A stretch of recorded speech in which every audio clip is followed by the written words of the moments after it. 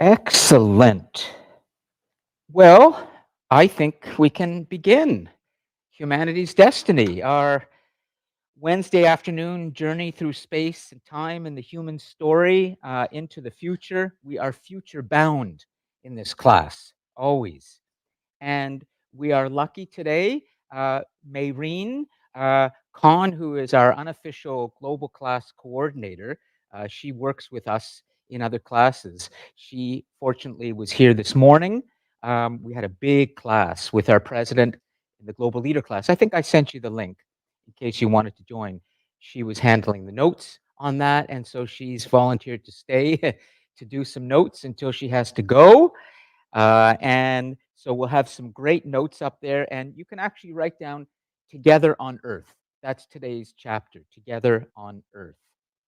And so I want you all to get ready for a very important topic that I have prepared a little lecture on for you today. I'm actually going to deliver a lecture. I'll try to keep it to 30 minutes or so, as brief as I can, on Together on Earth, because the topic is more important than ever this year that we explore this. I will explain in a moment, but it's all today about freedom.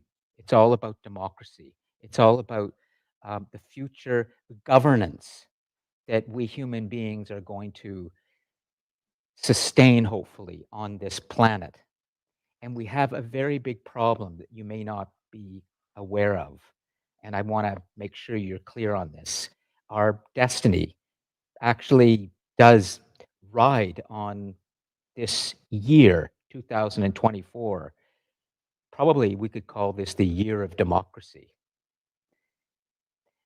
There are 40 national elections taking place around the world this year. There have never been so many democratic elections. One of them in the fall will be in the United States, and there is some history being made there.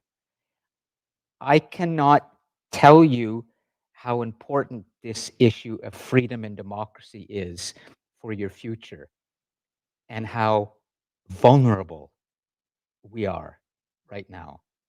So I want to just put you on notice that today, Together on Earth is our topic, and we always explore the future of freedom, the ability of humans to live together on this planet with less conflict and less violence and more understanding, more compassion, more intercultural literacy at a time when we are so connected that everything that happens everywhere happens all at once to everybody. What's that movie that won the Academy Award? Everything Everywhere All at Once? Do you remember that title a couple years ago? Everything Everywhere All at Once, the Korean, was it? Yeah. They were putting their finger on that state that you're all in right now. Is you're living globally online, you're living locally here, everything that happens somewhere else happens here. So we have to explore whether we can sustain this in terms of our ability to go forwards together and not kill each other too much. So there's a lot we need to unpack today around Together on Earth. And the reason why it's so important is not just because we find ourselves at a time when so many countries are holding elections for their leaders, including in the great modern superpower, for better or for worse, the United States. And I'm about to tell you more about that, but also because the data that's coming out of important organizations like the International Association for Democracy and Electoral Assistance and Freedom House, for example, and other independent non-governmental organizations that study the state of freedom and democracy around the world are telling us that we are starting to backslide, that human beings may prefer not democracy anymore. So I need to show you this. I need you to understand this because our human future depends a lot on our ability to want to be free. And I'm going to show you some things today from the 20th century, including the rise of fascism that led to the Second World War, and including one dictator in the 1930s, and his name was Benito Mussolini. He was the dictator of Italy just before Adolf Hitler came to power in Germany. And they formed a pact in the 1930s that led to the Second World War. Benito Mussolini said, and you're going to see this, people are tired of liberty. People are tired of freedom. Others have said today that we are in a state of freedom anxiety. And people may not want to give more rights over to those who demand it because it gets too confusing and too complicated. So, the question we're going to work through today for all of you is first, I'm going to give you a little, I'm going to explore with you through a lecture some important points around this idea of, are human beings on planet Earth increasingly turning away from democracy towards something else in the future? And if they do that, where will we be in 20 years? Now, this question of freedom and democracy is not something that a lot of you probably think about because we happen to live at a time in this place, Oshawa, in Canada, where there's a lot of freedom. But I would like to wake all of us up to the fact that there's something happening around the world that we're being told about. And we need to understand this today and work through how we should deal with this together. Okay? So I'm going to try and deliver this lecture as quickly as I can to give you some important information. And then we're going to have a good discussion around this, get some notes up on the board. And by the end of the class today, we will have some good ideas of what we should do about this going forwards. Okay?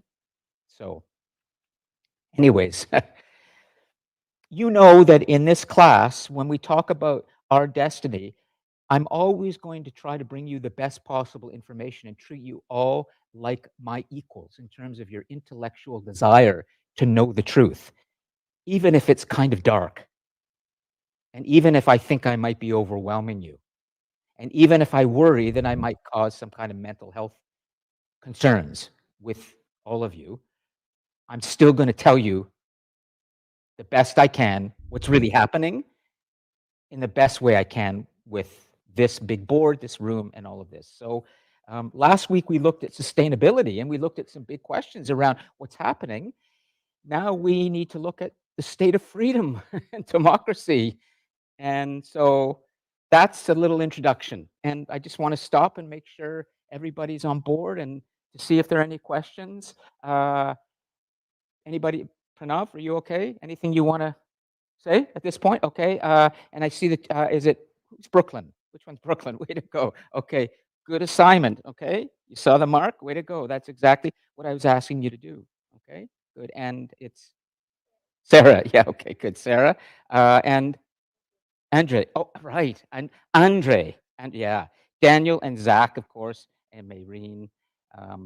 And Yasmin and Kanav are online and others. So why don't I just quickly go to Yasmin because I met her today. She popped by this morning when she was on her way elsewhere, and then I saw her in the flesh.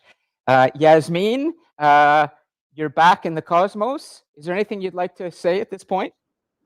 No, but the Mussolini video you have is reminding me of the Charlie Chaplin speech from The Great Dictator. Yeah. Yeah, Did I you wanted to send pardon? that in? It would probably, wait a minute. This is great, great example.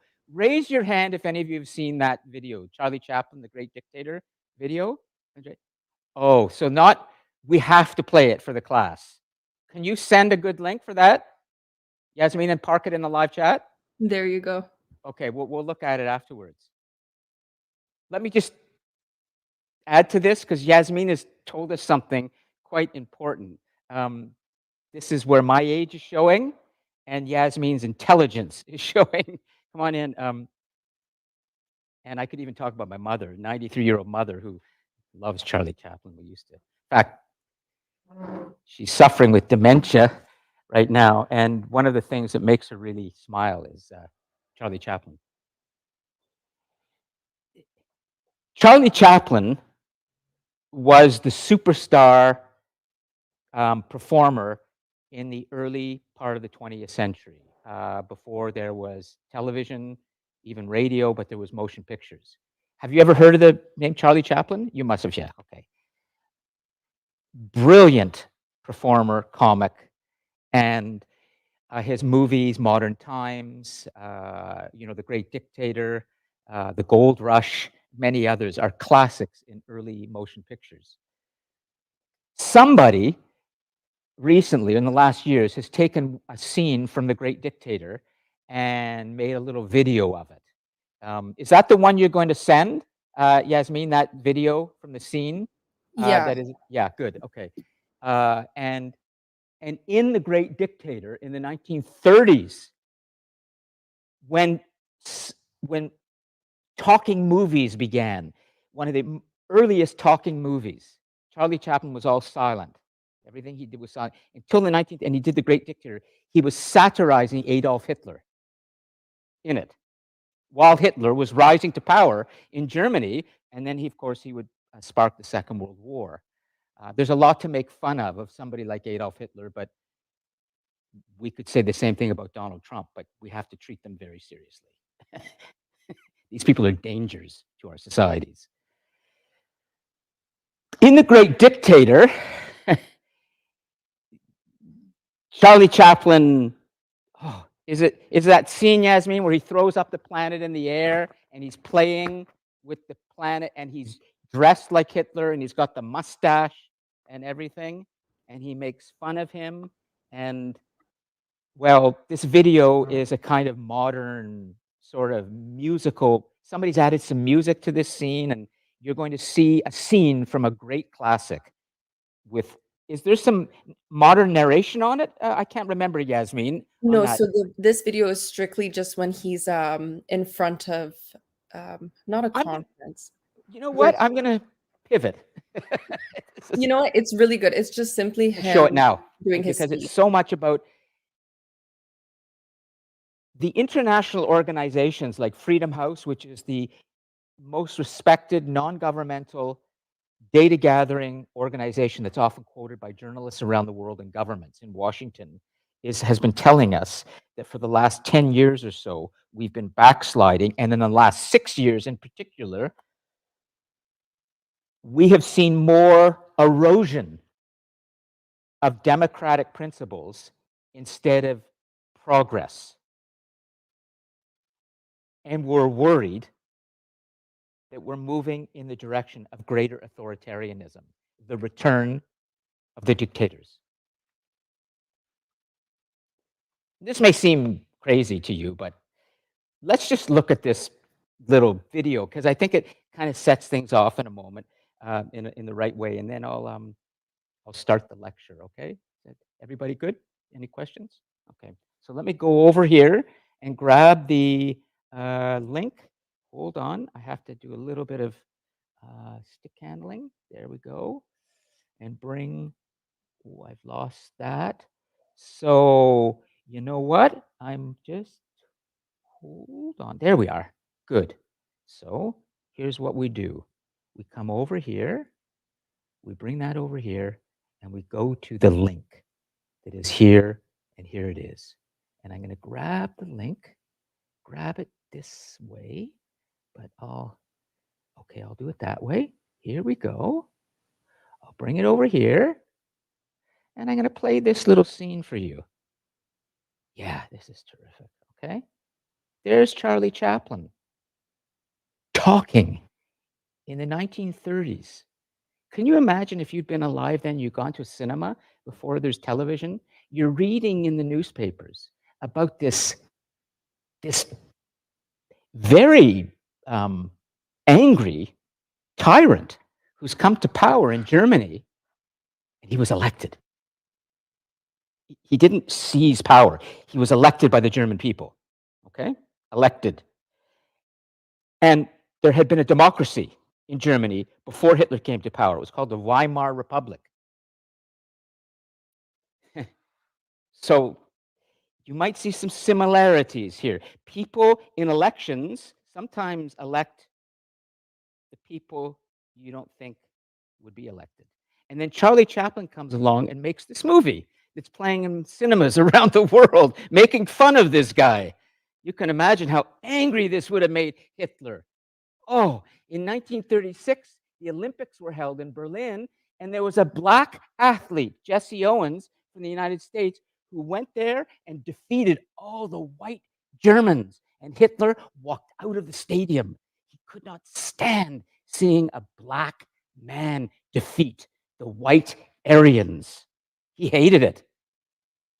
3 years later, he invaded Czechoslovakia, Poland. The rest is history. So there's some interesting history here.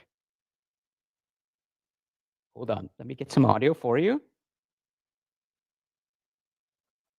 Yeah, this is good. This is the great video, Yasmin. Thanks. And I'll just bring the audio up for everybody. And here we go. Sorry. Back.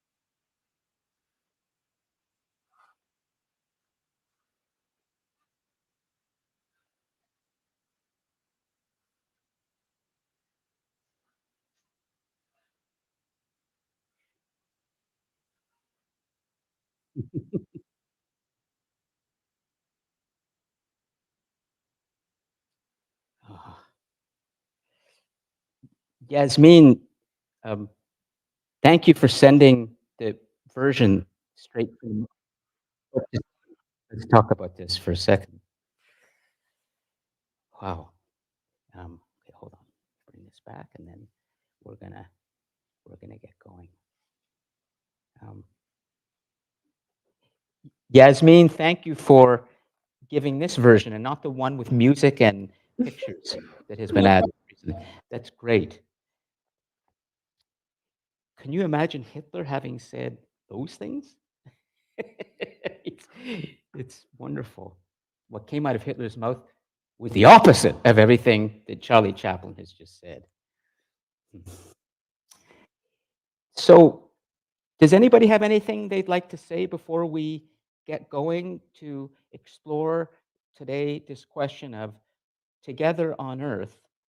Um, we have to address whether democracy really does have a future. You may never have thought of that at all, but we are asking these questions now because of what's going on in the world. I'll show you why. Okay? So, anything? And for those online, just jump on your microphone. Otherwise, I'm going to start. And let me I'll bring the map back here. Hold on. Just a little bit too much happening here, but I can do it. I can get set up there. Great. And I will bring in. Uh, all right. Well, I'll just leave that for now. And I can't see the onliners at the moment, but we'll come back to you as long as you can see everything here and hear everything. If there's any problem online, you're going to have to jump on your microphone and tell me because I can't see you right now. But I will get this fully set up and then, come on, there we go. Okay. So you can see that we are nearing the halfway point for this semester, and we're moving towards um, space exploration, actually, and new worlds that we're going to start to look at after the winter break. But today, for Together on Earth, I'm going to combine somewhat of a current event part. Normally, I will dedicate a whole class to some kind of current event, but I'm sort of collapsing those two into today's class because what I'm about to show you has a lot to do with current events today. Okay? I want to start with a really important person. In any discussion, when I do give a lecture about something important in the human story, whether it's short history of the world, the global leader, or here, I like to remind us that we're always standing on the shoulders of giants. That's the cliche that often has been used by people like Isaac Newton and Charles Darwin, great thinkers and scientists in the human story who've said that they were simply just standing on the shoulders of others who came before them or who had done the work. And so all I'm about to tell you um, has already been looked at by many people, and I've just tried to bring it together for you in a way that's simple and clear. One of those giants whose shoulders we're standing on today is Aldous Huxley. And he wrote a book called Brave New World, similar to George Orwell's 1984. I'm sure many of you are familiar with the work of George Orwell, 1984, probably read it in high school. Brave New World was another piece of science fiction that was written in the mid part of the 20th century, around the time of the two world wars, when there were people very concerned about the future of freedom for humanity. Fortunately, we won the Second World War in terms of the countries that were fighting for a more open, free future. And Hitler ended up killing himself with his lover in a bunker in Berlin. And the German fascists were defeated. And Benito Mussolini also had to face the music. He was publicly hanged by people who were set on revenge. He was hanged in public. So we defeated fascism at the time, but there were many people then, writers and thinkers and scholars like Aldous Huxley, who were thinking about these questions of what is the future of freedom and what if there's another global conflict? What if fascism returns? Would we win this time? So he wrote in one of his essays that I'm going to read from, just so you understand. The essay is called What Can Be Done. And he said, we can be educated for freedom, much better educated for it than we are at present. But freedom, as I have tried to show, is threatened from many directions. And these threats are of many different kinds: demographic, social, political, psychological. Our disease has a multiplicity of cooperating causes and is not to be cured except by a multiplicity of cooperating remedies. Talk about complexity. In coping with any complex human situation, we must take account of all the relevant factors, not merely of a single factor. Nothing short of everything is ever really enough. Freedom is menaced, and education for freedom is urgently needed. Well, I'm going to start by taking you back to 1989. In the 20th century, 1989 was a watershed year for freedom, and it seemed like something important was happening. In Beijing, in China, China is the largest, most populous nation in the world by population, 1.4, 1.5 billion people on this planet. India is second. China is not a democracy.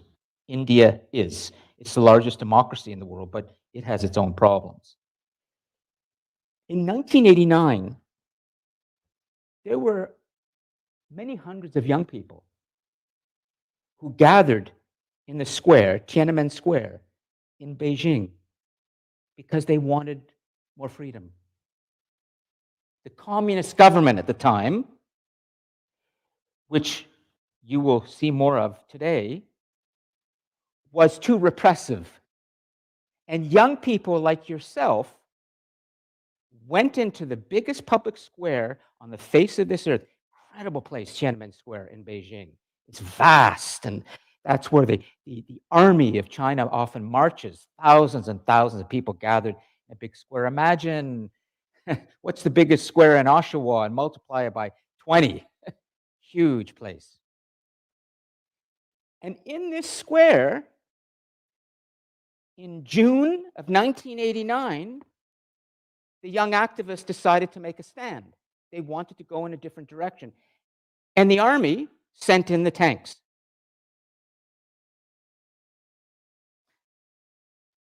The young people still stayed there. They slept there. They camped out there. They were going to defeat the army and take China in a new direction. There is a famous photo from that called Tank Man. Have any of you ever seen Tank Man or heard of Tank Man? One of the most iconic images of the 20th century. It is up there with the picture of Earthrise, when the planet rises around the Apollo 8 mission and the astronauts saw the planet whole for the first time. This is, if you look at this image, this is real. The tanks are coming into Tiananmen Square, and one young man is standing in front of all of them, holding two plastic bags. It's as if he's just been to 7-Eleven or, no frills. He's on his way home with his groceries. The tanks are coming in, and he parks himself right in front of the tanks. And he stopped the tanks. That's the picture. It seemed in 1989 like something was happening. I'm not going to tell you yet what happened in Tiananmen Square. That's coming. It's not good.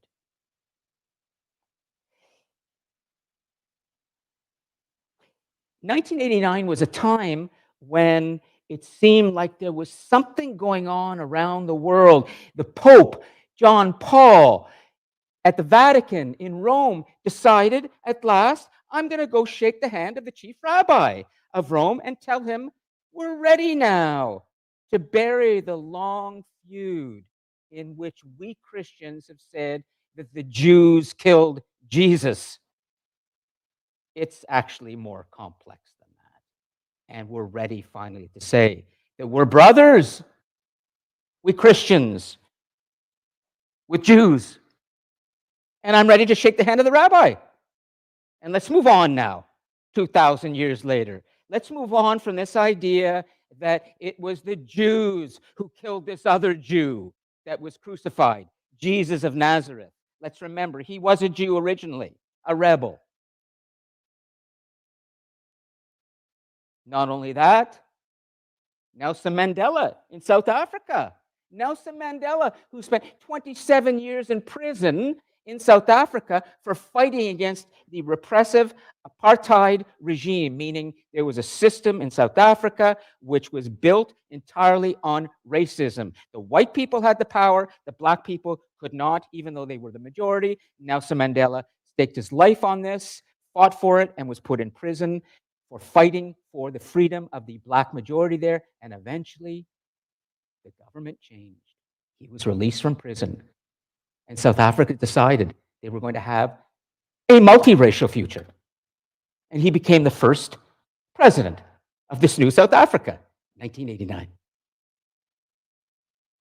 Aung San Suu Kyi in Burma, just now called Myanmar, was eventually released from home imprisonment, where she had been fighting for the rights of people there. And of course, most importantly, the wall started to come down in Germany. The wall that separated East and West Germany through the 20th century, the wall that was put there as a result of the Second World War. On one side would be East Germany, on the other side would be West Germany.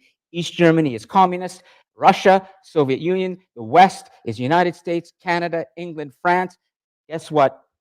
It's coming down. And now we're going to have a united Germany once again. Freedom has come, and the Soviet Empire is over. Incredible moment, 1989. It really did seem like we were on a fast track to more freedom and more democracy for the human race. As a matter of fact, there's a person I'm going to read at the end from, and his name is Václav Havel, one of my favorites. He too eventually is going to come out of prison where he spent time in Czechoslovakia fighting against the Soviet government. And he will become, just like Nelson Mandela, the first president of a modern Czechoslovakia. I'm going to read you something from him later. So much going on, so much promise.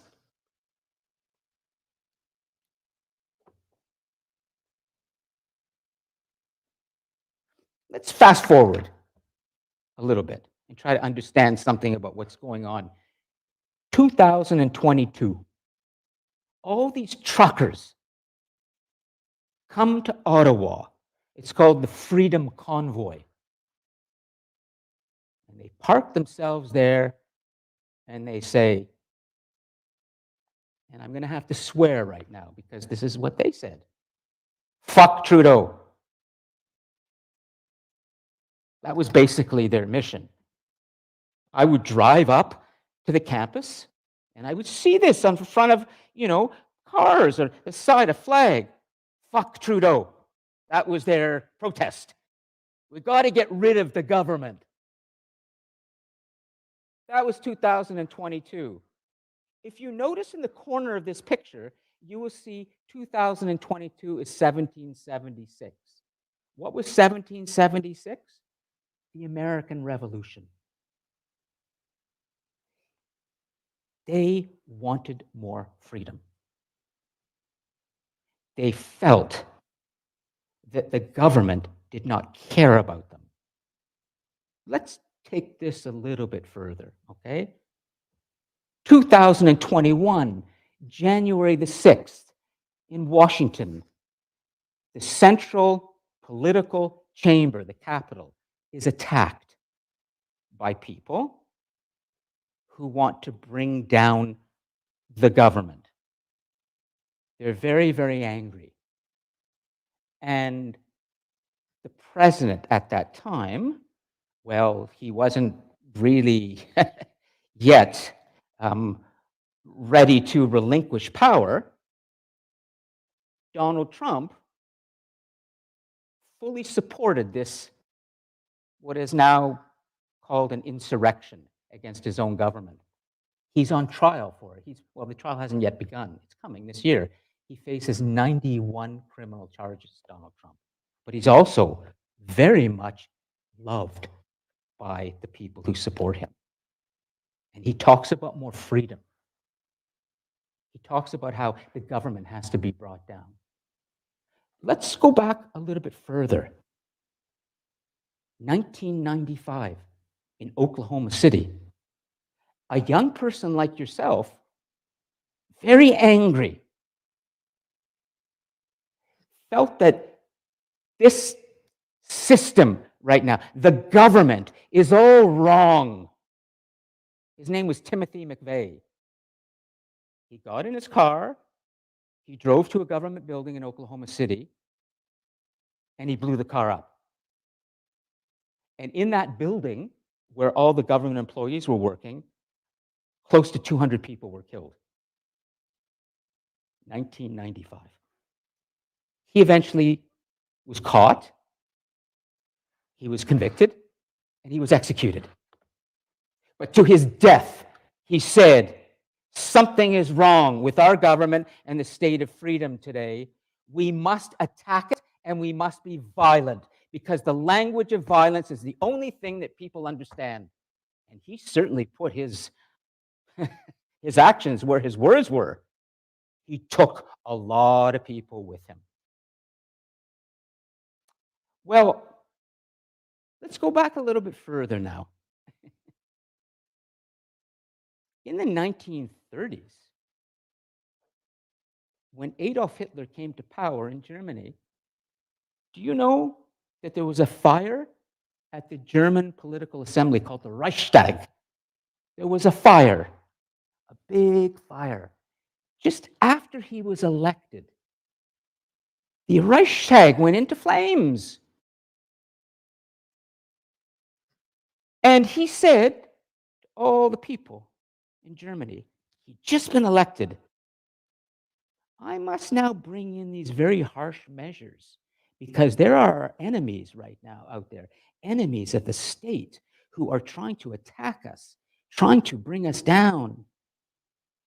And now we have to make sure that we bring order and control to our society so that never will this fire happen again. Do you think it's possible that he purposely had that fire set in order to bring in these measures? He has had his own men testify in history to the fact that, yes, they did orchestrate this in order to scare the public. Make sure that the public knew what the danger was so that when they come to power, they will now be able to bring in real control, real harsh measures, and end our freedoms. This is true. This is what happens when we start to think that maybe freedom and democracy are not as stable as we think they are. Maybe they can be threatened by people who are very angry and violent and cruel, and that those people might make you think that they are actually bringing change, but in fact, through their violent actions, they're telling you what they will bring when they are in power: more violence and more repression. Well, that's what happened in China in 1989. I've spent a lot of time in Hong Kong, in China. My wife is from Hong Kong, and I love to go there and visit family. And in one of our trips, when we were there was a big protest happening a few years ago. The Hong Kongers there were worried that the Chinese government was going to take their freedoms away. Hong Kong has a bit of a separate history from Beijing on the mainland of China. But to keep it really simple, In 1989, when those students were all gathered with tanks, fighting against the tanks, in the middle of the night, the Chinese government sent in many more tanks and many more soldiers under the cover of darkness, kept the media out, and killed all the young people there. It's called the Tiananmen Square Massacre. So all those young people who had been climbing on tanks, and the tank man had been there. Well, the tank man actually got away, apparently. Nobody's ever been able to find him. He disappeared. But all those other young people just completely slaughtered. Hong Kong was worried that this would happen to them eventually, too. Well, it kind of has in the last years. China, in a much more nonviolent way, has come in and changed the Hong Kong government. And all the young people now who have been protesting there are either leaving Hong Kong, or they're keeping quiet, or we're trying to chase them down, like Mayreen is, because there's one, Agnes Chow, who fought for democracy, and she escaped from China, and she's living right now in Toronto or Ontario, and we're trying to bring her in as a guest. All these young people fighting against freedom in their country that are disappearing from Hong Kong, either disappearing into jails, or they've escaped to other countries, and they're trying to kind of carry the torch of freedom elsewhere. This is why Freedom House and the International Institute of Democracy and Electoral Assistance and other international organizations have been talking about the backsliding. It seemed like in 1989 we were moving in the right direction.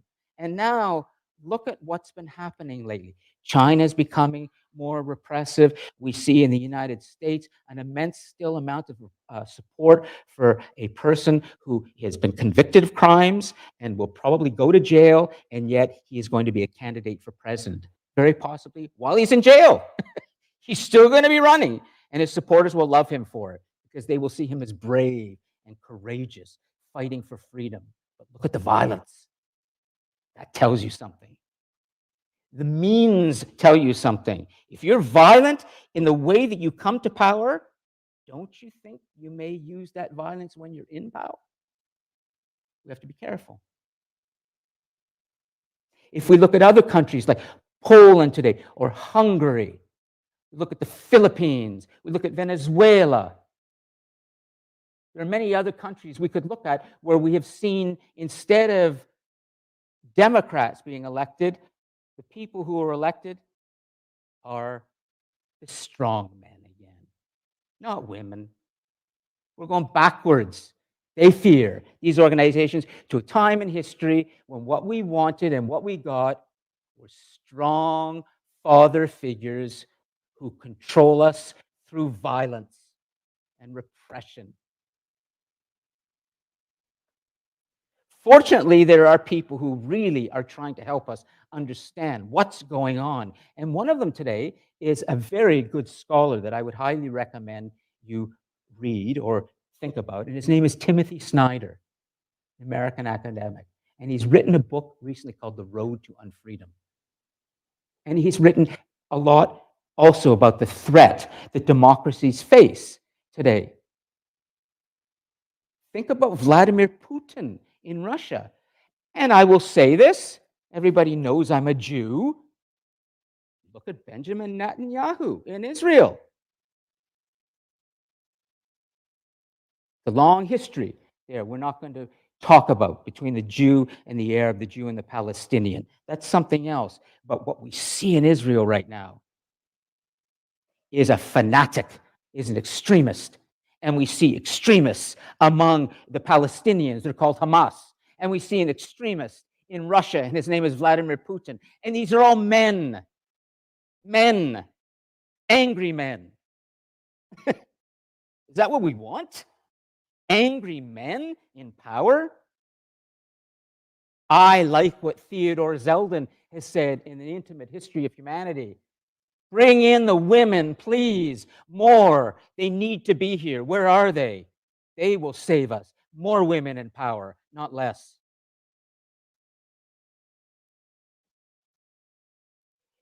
I'm just going to conclude with a couple of things. Václav Havel, whom you're looking at right now, was the first president of modern Czechoslovakia. He fought against the Soviet Union. He fought against the Vladimir Putins. Like Nelson Mandela, he fought against repression. He wasn't killed. He survived in jail. And when he came out, he became the new president. There he is. I don't have time right now to read from his book. I want to get to our discussion. But he wrote a wonderful book called Living in Truth. He was a writer and a scholar, and he was a poet, and he cared very much about humanity. He wanted to make sure that humanity survives into the future. Humanity, not just in terms of humankind, but humanity as in the bond, compassion, kindness, the thing that unites us all, even though we know that we're not all the same, we all have to admit that we are all human beings. Well, you know who else actually can help us understand about unity and democracy and the freedom? Are the indigenous peoples. You know that the American Constitution, which was the first time in the history of human beings, before the French did this, where there was a constitution that said all peoples are equal. Do you know what they were inspired by to some extent? The Iroquois Confederacy, and the idea of the Iroquois law of peace and unity. And there it is as a visual. It's a kind of sort of mat or scarf. I'm not sure exactly. I haven't done enough research on this to be able to tell you everything, but you will see the symbolism there. Those are Iroquois hands holding this Iroquois a mat, and on it is a design of the Iroquois sense of equality and unity and respect for each other. The framers of the American Constitution, the first constitution in human history that talked about democracy and equality for all, was inspired in part by the native people, the indigenous peoples, the Iroquois. Maybe we should be looking more at the indigenous peoples for an understanding of how to deal with the crisis that we seem to be finding ourselves in, the human being going into the future, which is the world has become so complex, so entangled, and freedom is something that people just might be getting tired of. All this freedom that brings people traveling and the internet that's been invented and all these things comes from free thinking, invention. Maybe it's just too exhausting, as Mussolini said. Maybe what people want is order and control. I don't know. I had a couple of videos I wanted to show you, but I'm going to stop for a moment. I can always show you through the conversation. Maureen, could you make another slide and say, here's the question I'd like you all to think about. You signed up for this course to get good marks. I know that, okay? But I'm assuming you signed up for this course because you really want to learn. And you're not afraid of the big, basic questions. So I'm going to ask you all now to do what you know we do in this class, and I will always push you to do, which is to think deeply about things that are important to all of us as humans on this planet. Come on in. Here's the question we need to ask. How free do we really want to be? I mean, as a society. You saw Charlie Chaplin at the beginning making fun of Hitler. I think it's time that I end this by showing you a scene from Italy in the 1930s of what the people of Italy wanted and which they got. And that was Benito Mussolini the founder of modern fascism. This is before Hitler came to power.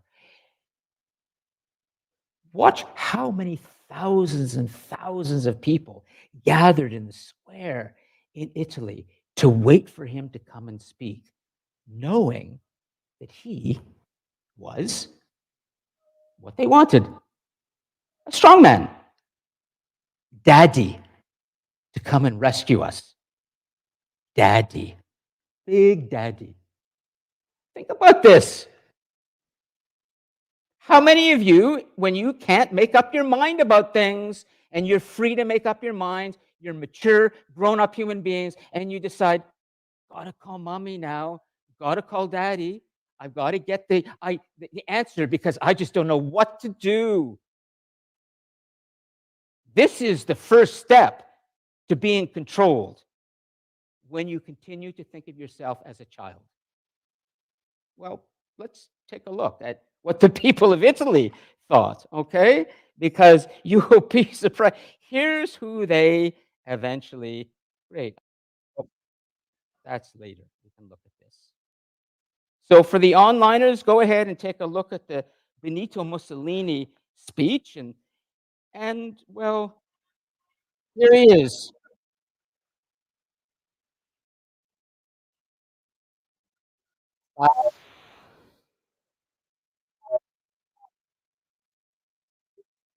World War,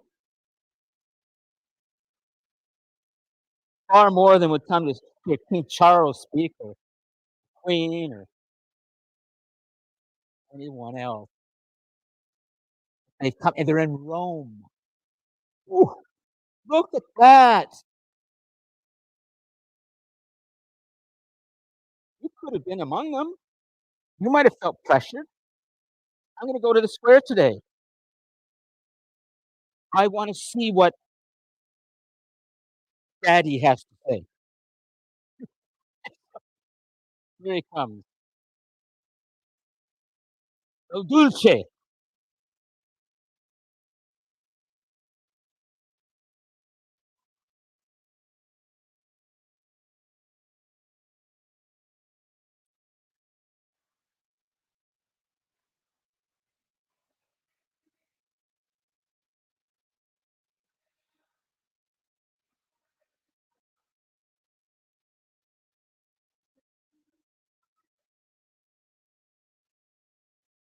I have not translated this yet, but I think you get the idea.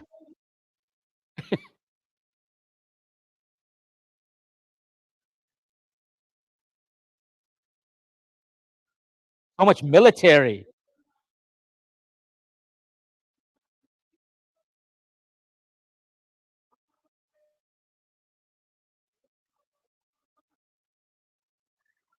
Whoa, crowds and power. You think you wouldn't do that when you're with a crowd? You get influenced by the crowd.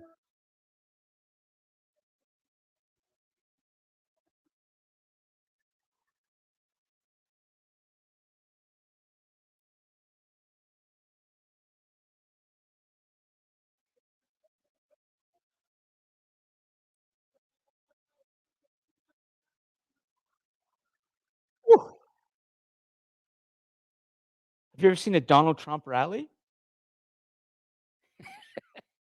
Standing there, puffed out, big salesman that he is, 5 times bankrupt. Did you know that? He's gone bankrupt 5 times, his companies. Yeah, they all cheer. How about Vladimir Putin or Benjamin Netanyahu? How about maybe in a smaller way, Justin Trudeau? We have to be careful. We can lose our freedoms so quickly. So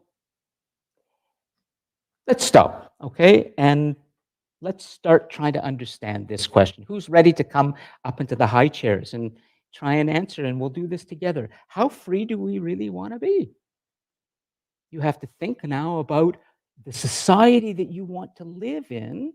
And even if you cannot express yourself the way you want, it's okay. This is courage to be able to come up here and speak. This is democracy, where we talk and then we decide. And this is how we hope to go forwards as a society into the future together, but only if we want to. If you don't want to, guess who's going to come and take over the power for you? Mummy, daddy. They'll do it for you. Promise.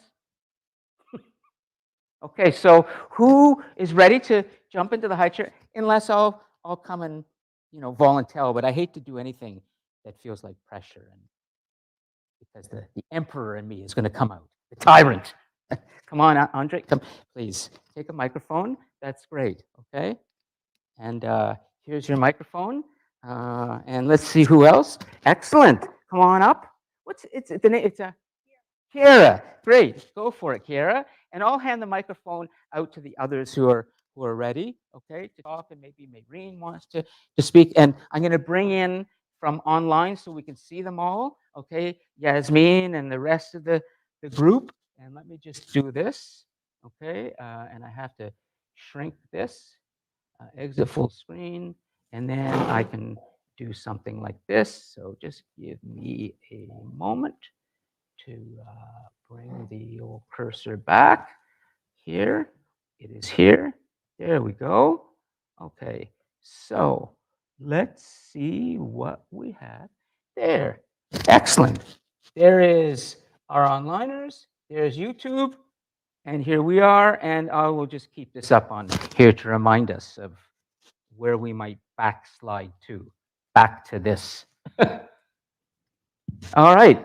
So we're going to start for the onliners. We're going to start with Kiara and then Andre, and then we're going to move around. And the question we want to answer right now is, how free do we really want to be as a society? Kiara, let's start. Greetings, everyone. Greetings, greetings. How free do we want to be as a society? Well, to answer that question, it really kind of depends on everyone as a collective. In reality, like, we want to be free in a sense, like we want to make our own decisions, but decisions in general are, in my opinion, very hard to make. I know personally for me, making decisions every day is very exhausting, tiring, and many times it's just difficult to make because why should I? I made a decision this morning to get out of bed to come here to this class. It was a very tough decision because I love my bed very much. So, tough decision. I made a decision today to buy a cup of tea. I made a decision today to sit in that spot instead of that spot. Decisions in general are very hard to make, and sometimes they are impossible to make because it's either not something you want to make or it's something you can't make because you don't have enough power or influence to make that decision. In those cases, that's why we have people higher than us to make those decisions. If to continue from that, that's why, in my opinion, to be as free as we want to be as free as possible to make our own sense of decisions, but we also can't be as free because if you don't want to make the tough decisions, then you can't really fault those who make the tough ones. Like, we fault the people above us who make the tough decisions and then end up making the wrong decisions. And so if we're faulting them, why don't we take the role ourselves of making those decisions? Well, now you're onto something. Today, hopefully, as we discuss this, we're going to come up with some good definitions of democracy and what democracy is. Okay? Exactly what is democracy? The system in which we all live. But keep going. And the simple answer to that question that I believe is correct in my sense is because we just don't want to. We have someone up above us who can make those decisions for us. There's no need to have anyone else make those decisions. We can just go along with the flow. As long as it doesn't hinder our everyday lives, why should we make those decisions? We can sit where we are right here. Yeah. hate on those above us who make those decisions and still live our everyday lives. Of course, there'll be occasional problems like inflation Hmm. or like the haters out Yeah, there. yeah. But other than that, we can live our everyday lives and still hate the people up above for making those decisions, and we could not be unaffected.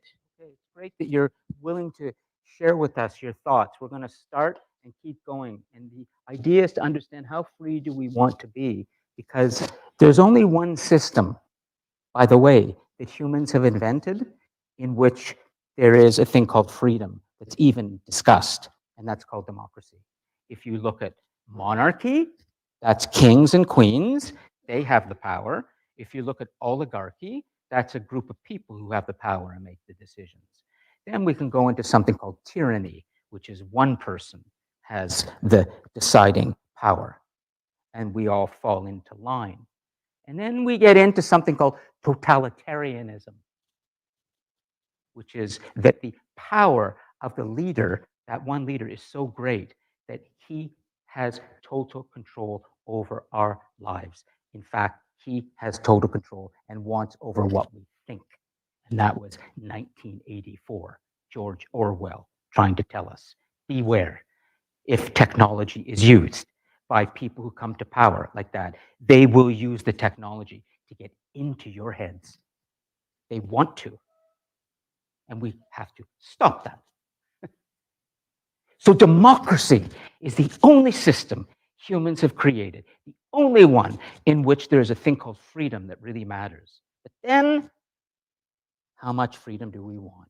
You want to try? Can you hear me? Yeah, go ahead. Okay.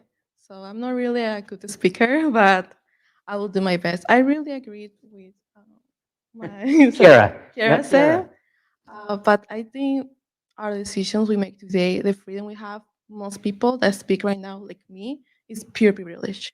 I came from a country that until today, people still kill because they don't want the people who like are up, and mostly because they just want to sleep in a good house. They just want to eat a meal per day. They just want to have enough money so they can live every day.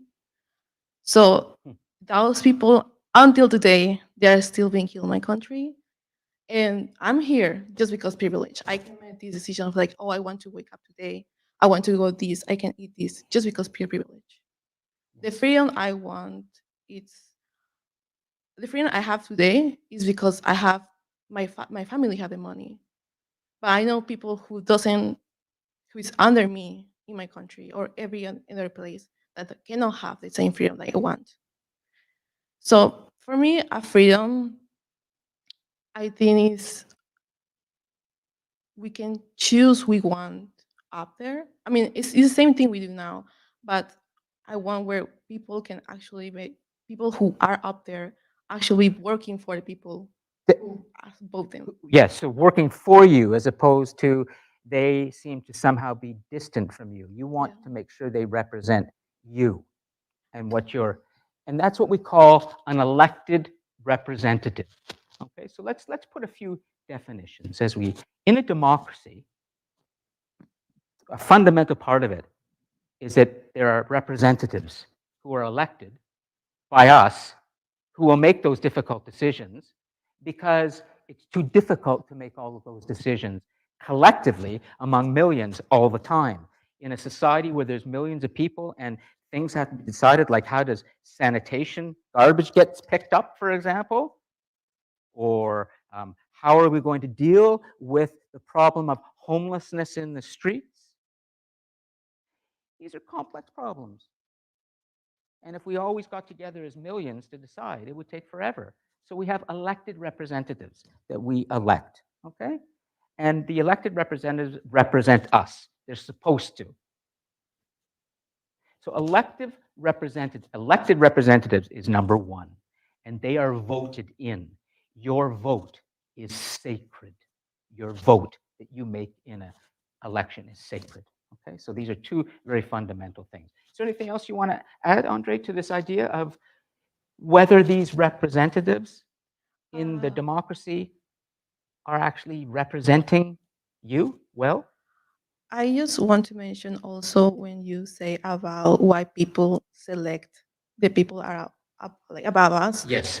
Most of the time, it's just people are not well educated enough, and not because they don't want to, because they don't have the opportunity to be well educated enough. Coming from Hmm. my country experience, it's usually the presidents, they promised everything to the people. What They country is this, by the way? Peru. Okay, so everyone, just do we know what we're talking about? Peru, it's if you look at the map, if it's not covered there by Toria, you will see it just sort of sticking out on the western side of South America, just at the north tip. Peru, very important, long history in world history. That's important, and great engineers as well in history. But anyways, Peru, you're saying they have a history of military governments there, don't Yeah, they? we have military terrorists, and currently, we are a democracy, but we are in our fifth, sixth president that is supposed to, in when you elect a president, they are supposed to run for like 5 years. Yes. We haven't even finished 5 years, and we have six presidents currently. So it's big turnover. So they have been like, people have removed them. They have come back, new elections, and have been in less than 5 years because they have been just trying to get the power on top Yes. and do whatever they want. And people have been killed for that. I myself protest in Pacific Way You because, did.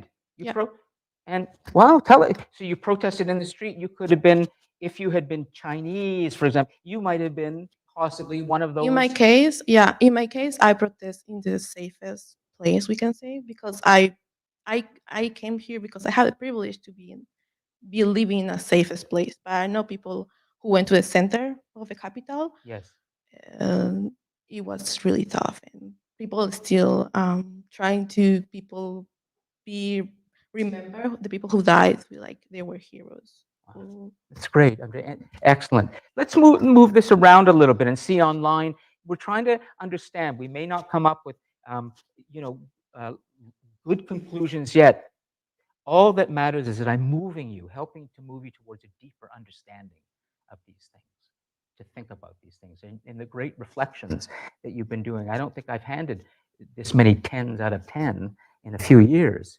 And I think it might be because I put a note for the assignment saying, if you use AI or if you plagiarize, it will be a strict penalty. And I'm seeing in all the assignments this semester, nobody's plagiarizing, which is good. I'm hearing what you have to say, not what a machine is saying. This is good. So online, let's see, Kanav, Yasmin, is there anything that you would like to add? Could you jump on your microphone so we can hear you? Please go ahead. Oh, I wasn't sure if maybe yeah, Caleb yeah. wanted Go ahead, to. Yasmin. Yeah, Oh, let's hear your thoughts, please. Go um, ahead.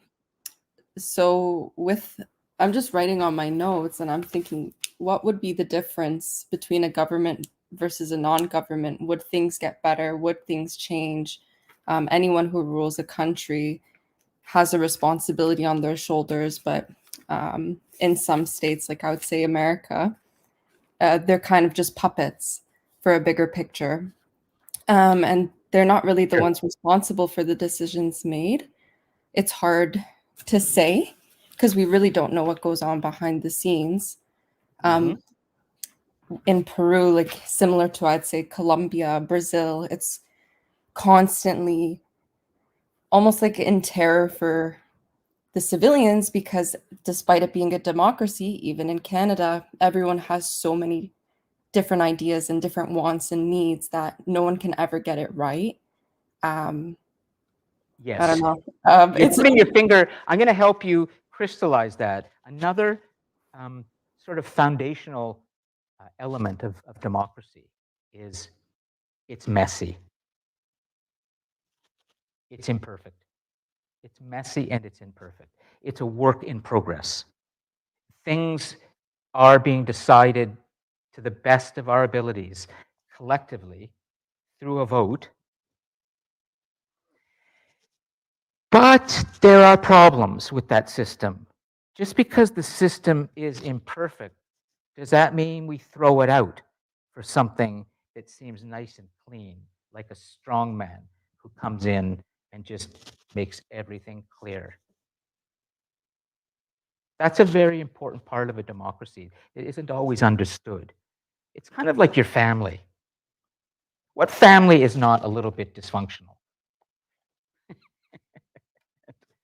Well, I'm saying this. I have this wonderful friend here who is a mother, and she she said, I don't want to say the parents are responsible for this. It's the whole idea of a family. But I think you know what I'm talking about. Everybody knows it doesn't matter how perfect you think your life is. It's underneath. It's a bit of dysfunction and varying degrees. But you'd never give your family up ever. You love them to the end of the earth. It's messy. It's really messy. In fact, marriage, a long relationship, you think it stays beautiful? I know. You think Taylor Swift and what's his name, the tight end, what's his, Mr. Big Kansas City Chief, tight end Kelce, whatever his name is, who's on the top of the world right now. He's got Taylor Swift here. He's got 2 Super Bowls here. He goes on Saturday Night Live here. He dresses up like Elvis here. And don't tell me he didn't know when he was shouting and screaming at his coach that he knew the cameras were watching. Come on. He loves the attention.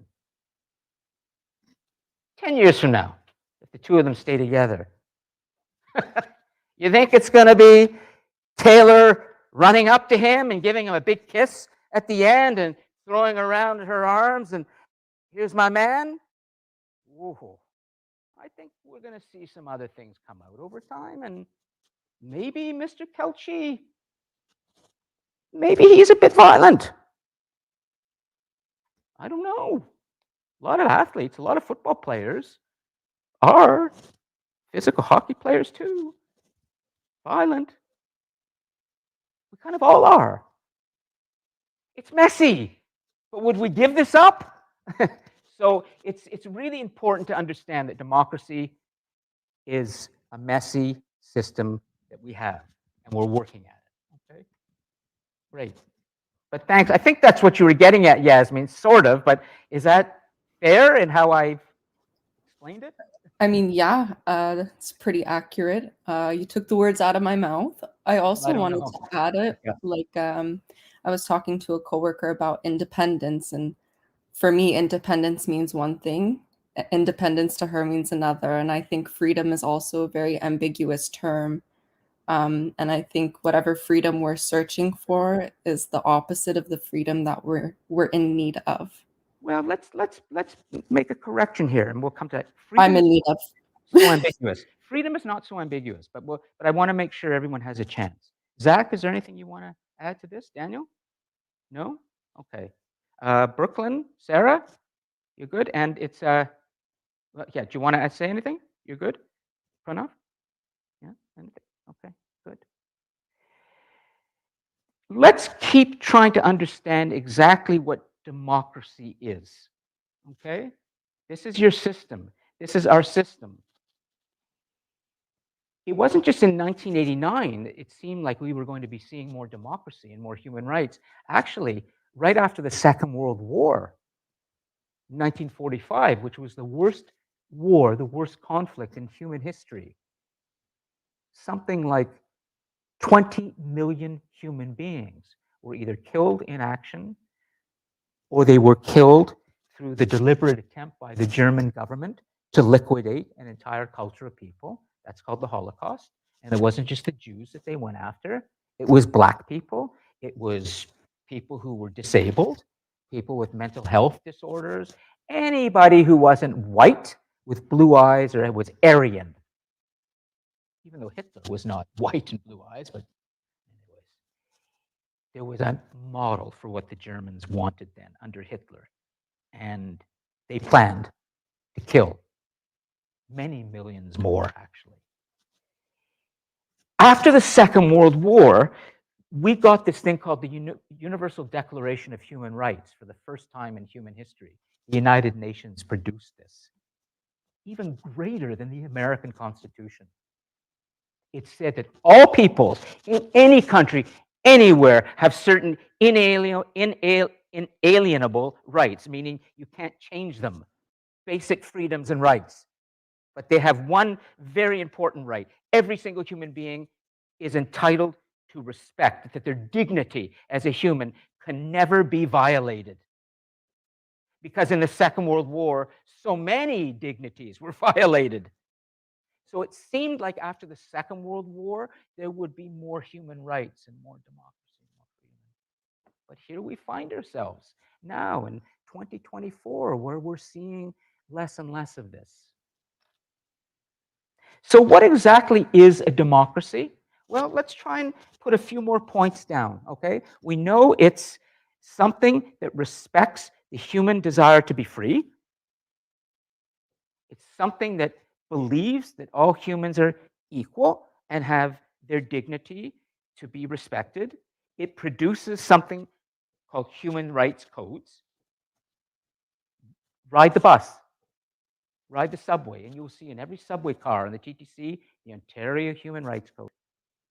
Everybody on this train is entitled to respect everybody, including that guy who stinks, who's sitting there and has been sleeping there, and that other guy who seems to have a knife, and it seems to be he might just start running down the subway. Believe me, I've seen this. A lot of stuff on the Toronto subway system, but they're human. They have dignity. Something happened to their dignity. So that dignity is important. What else is really important in a democracy that we have? What do you think? Kiara, what other elements, systemic elements that are part of this system that humans have created? The only system that we have anywhere, and the one that humans seem to want, because we've seen more democracies in the last 100 years growing around the world. Something like 120 of the 190 countries, or 194, are elected democracies. The problem is they don't always work so well as democracies, but they are democracies. So what is it about a democracy? What else should we put down there? Go ahead, Kiara. People who are willing to take accountability. Everyone. That doesn't just include the figurehead, the face of the democracy that we're living in. It includes everyone who voted that person up there, everyone who didn't vote that person up there as well, even if. It includes everybody, everyone willing to take accountability. That's great. Everybody, not just the leader that has been elected or your member of parliament or your city councillor, but you too. You are accountable for your actions, because if you choose somebody in the election that is based on poor information, let's say you go to the voting booth, that sacred moment when you go to make your choice, and you haven't given one thought yet to who are all these people you're going to mark an X to, and then you just put an X next to somebody because you saw that on Instagram, that influencer was saying, vote for him or her, and you are not being very accountable because you haven't used your intelligence to make an educated choice. You are accountable too, aren't you? Yes, and even after you make that choice, you have to, and even if you did your research on that person, you Yeah. have to be accountable to the fact that their actions reflect on you as well. What they say, what they do reflects on you because you voted them up there. Many people, like for Trudeau or for Trump, didn't support what they do, but the fact that you put them up there meant that you saw something in them. You saw something in them that you liked, that you wanted, and so you put them up there. So it's part of you to take accountability for the fact that you put them up there, and anything that they do, note that it also reflects on you and everyone else who voted you up there, who voted them up there. It's often been said we get the leaders we deserve. Because if we're voting for people and we haven't done any research, and we're just going to our iPhone in the voting booth, and we go, okay, well, who am I? I got this guy and this guy. Oh yeah, I like her because I like her makeup. She's from Sephora or whatever the heck, that's nice cosmetics. I'm gonna vote for her. Go ahead, Daniel.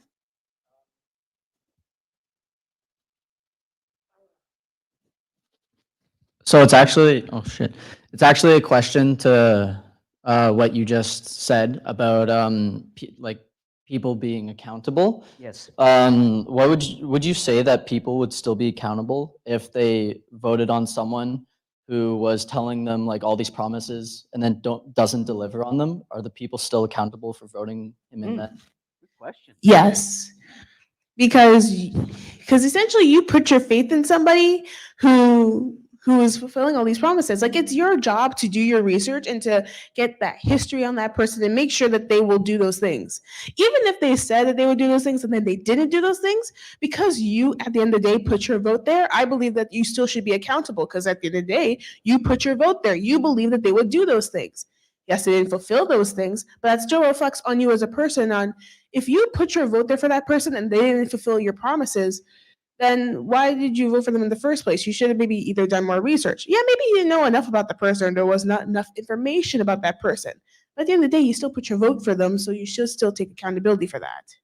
So you don't think that something like that would be misleading at any point? Like just because someone says they'll do something, right, doesn't exactly mean they'll do it. But if you believe that that's what they're going to do, how can you be held accountable if they don't do that? You can still be held accountable even if they didn't do those things. Like, yes, it can be misleading under circumstances. It can be misleading, but at the end of the day, you still voted for them. So, accountability should be taken in some cases. Great, great, Daniel. Go ahead. Yeah. Question. On that note, when someone makes a whole bunch of promises to you as like for someone to vote for, you actually have to look, can this promise be fulfilled before you vote? Does it sound too like sparkly and nice to be believable? If it does and you still vote for them, then you can be held accountable because why are you voting for someone that says they'll give you the moon and the stars in the sky when you know for a fact you can't take the moon from the sky? What if it's not a big promise though and they still don't fulfill it? Are you still accountable? Like if it's not something that's like a very big issue, right? Like if it's something smaller, like a little more small scale, and they still don't deliver, is it still kind of your fault for expecting them to do the bare minimum? And that's where everyone is accountable. You're accountable for the fact you voted, but not as accountable as the person that didn't fulfill that promise. That's why the whole thing is everyone is accountable. Can I give you an example, Daniel, of personal? It's excellent comment, an excellent question. Really.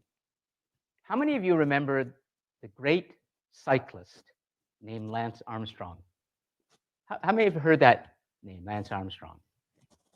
Can I just tell you something about believing what turns out to be lies and who was accountable in the end?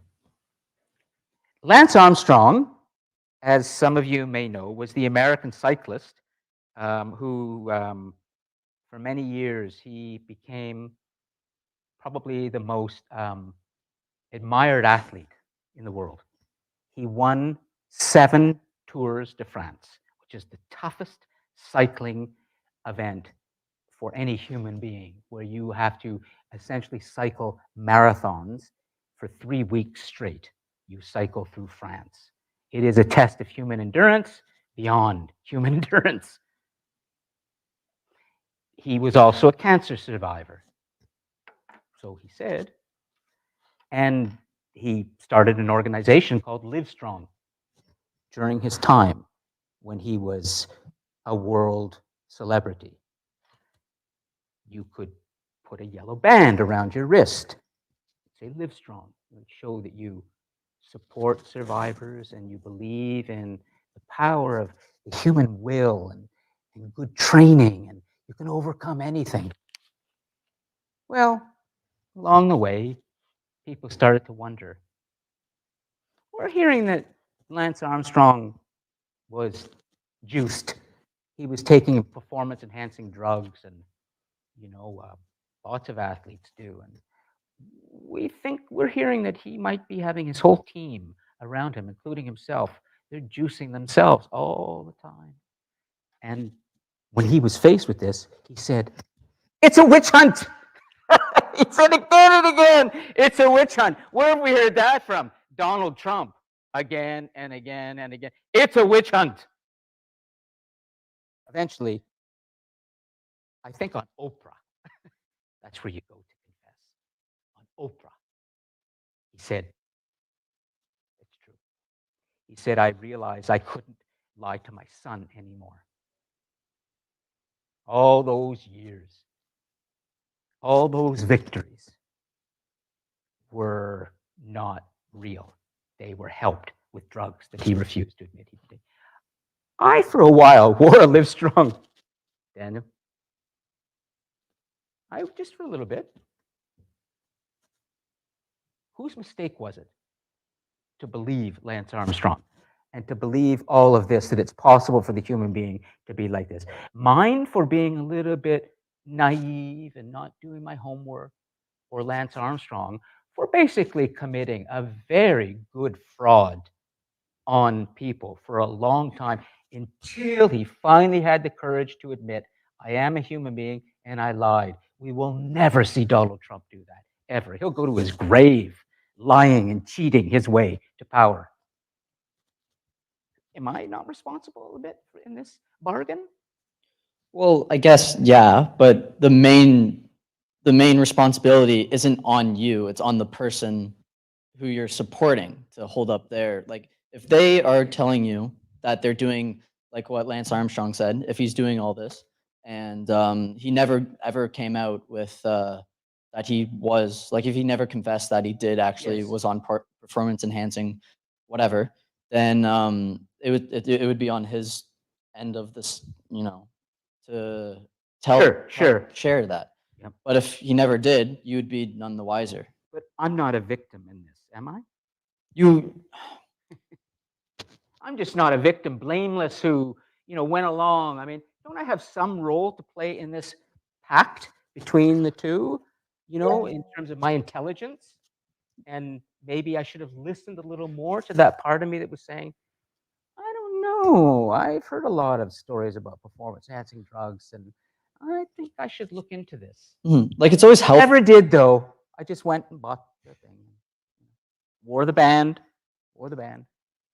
Yeah, like, it's always healthy to question what people are saying. Like, I'm not saying that you should blindly follow whatever and that you would have no Yes. sort of consequences. All I'm saying is that how much of it is on you to blame Yes. for them, and then how How much much of it is- is yeah. on their side for being able to stand up to what they're claiming that Sure. they're doing. But I think that Andre and it's Arya, of course, Arya and others are probably saying it's ultimately, it's on you. It's on me. It's your choice. You made the bad choice. I made the bad choice. We need to be making better choices. And if we don't, we're going to have lots of people lying and taking advantage of us. I think that's what you're saying, isn't it? A little bit? Yeah. And Kiara as well. But it's you because I think you're also saying, Daniel, those people who are so-called leaders or the people in charge, they have a responsibility to be telling us the truth. They often don't. They don't care. They just care about themselves. More money, more power, more fame. I can have Taylor. Look at this. I can win my thing. I can shout at the coach, and it can be everybody can look at the tough guy I am. I'm shouting at my coach, and everybody's seeing it all around the world. And Well, also, just like another point to add, is it more of a failure on the person voting for whatever individual or the system that got them in the first place? you want to try and answer that? Is it more of a failure for the person themselves or the system? The system. Yeah. Are we talking about a bigger systemic problem that allowed this person to get in there in the first place? Like, is it more of the person voting's fault for getting this person who's corrupt or doing, like, cheating or whatever it is? Or is it the system that got him into that position in the first place and got him to be successful and be able to, like, run for president or whatever the case is? I'd say it's actually just a bit of both. Like, it's technically kind of your fault for not doing enough research and stuff, because like everyone has their own responsibility to do their research, to do what they want, to do what they want, to do what they need to do to make sure that they get that person up there. But also in terms of the system isn't entirely fair as well. I mean, I saw on the news. I don't usually watch the news. I watch it with my mom while I'm eating dinner, and there was this part on the news. I forgot which country it was, which place it was in America, that for Black people to be able to vote someone into government, they have to have over 60, they have to have over 60, they have to be over like 60% of the population. So if they're over 60% of the population in a certain area, they're allowed to vote a Black person into like their little governmental area. And I'm not sure, but keep going. I think that's how I saw it on the news. I think, and that was like how the system works. So if there's a system like that works and that does its thing, like it's kind of on the system as well, because like you can't, there's nothing you can do if the system doesn't allow you, to vote what you want to do, your enough research, or do you research, like if they block you from getting certain points, because there are certain things that are like blocked, like Hitler. He blocked the movie that you mentioned from being shown. He blocked the truth from being shown to people. If the system itself also blocks those things from being shown to people, then you can't really blame the people entirely as well, because then they're unable to do their proper research, which then leads to the system being wrong and so on. Sorry. Um, Sorry to cut you off. We're almost out of time, and it's 2:45. And well, somebody was just mentioning to me about time. I hate to cut things off. I'm sorry, but I'm sure we need to, because you need to go elsewhere. All of you, you have things to do. I do want to say, just in the final 30 seconds or so, to just tell you what an honor it is to be among young minds like this, who are ready to engage in the big, basic questions and difficult questions. And I hope that this discussion and the lecture will help you to think a little bit more about what exactly is our future, humanity, as we go forward in a complex and tangled world in which it seems like humans do want to be more free, and democracies had been growing, and we seem to be learning from the conflicts. But here we find ourselves in 2024 with some big questions that are being asked by organizations, telling us that we seem to be backsliding.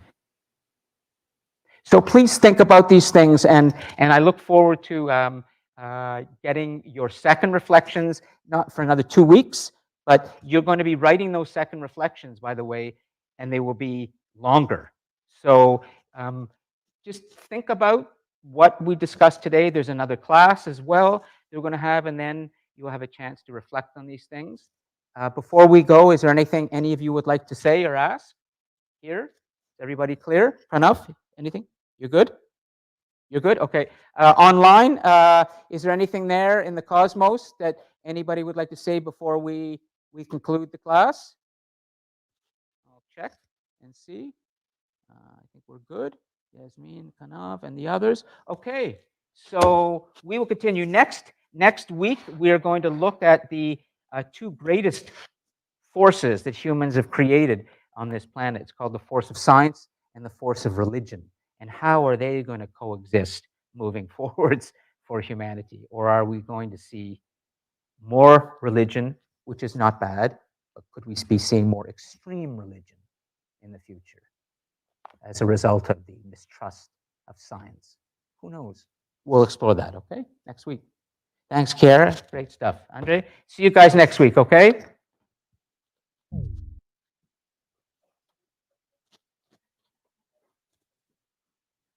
Okay, I will get the live chat here before I forget. Ooh, save the live chat, save the live chat. Yeah.